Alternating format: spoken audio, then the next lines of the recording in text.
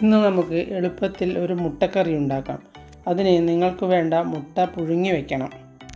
1/2 teaspoon പെരിഞ്ജീരകം, 2-3 കഷ്ണം പട്ട, 1/2 ടീസ്പൂൺ കുരുമുളക്, 4 ഗ്രാമ്പു, 1 ഏലക്കായ. ഇതൊന്ന് വറുത്തെടുക്കാം.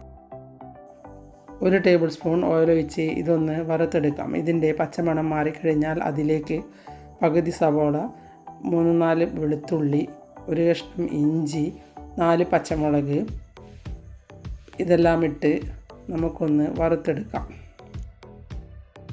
ഇവയുടെയും പച്ചമണം മാറിക്കഴിഞ്ഞാൽ അതിലേക്ക് 6-7 അണ്ടിപ്പരിപ്പ് ഇട്ട് കൊടുക്കാം. അതും ഒന്ന് മൂത്ത് കഴിഞ്ഞാൽ അതിലേക്ക് ഒരു ചെറിയ തക്കാളി മുറിച്ച് ഇട്ട് കൊടുക്കാം. ഇനി എല്ലാം ഒന്ന് നല്ലതുപോലെ വഴറ്റിയെടുക്കാം. ഇവയെല്ലാം ഒന്ന് നല്ലതുപോലെ വഴറ്റിയ ശേഷം അതിലേക്ക് 1/4 ടീസ്പൂൺ മഞ്ഞൾപ്പൊടി, 1/2 ടീസ്പൂൺ മുളക് പൊടി, 3/4 ടീസ്പൂൺ മല്ലിപ്പൊടി ഇവയിട്ട് നമുക്കൊന്ന് വറുത്തെടുക്കാം.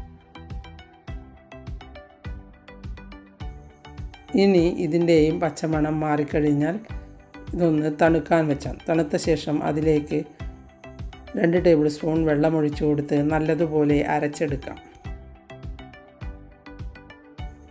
ഒരു പാനിലേക്ക് 1 ടീസ്പൂൺ വെളിച്ചെണ്ണ ഒഴിച്ചു കൊടുത്ത് 2 നുള്ളി കടുകും 2 തണ്ട് കറിവേപ്പിലയും ഇട്ട് പൊട്ടിച്ച ശേഷം അതിലേക്ക് അരച്ച കൂട്ടിട്ട് ആവശ്യത്തിനുള്ള ഉപ്പുമിട്ട് ഒന്ന് നല്ലതുപോലെ തിളപ്പിച്ചെടുക്കാം.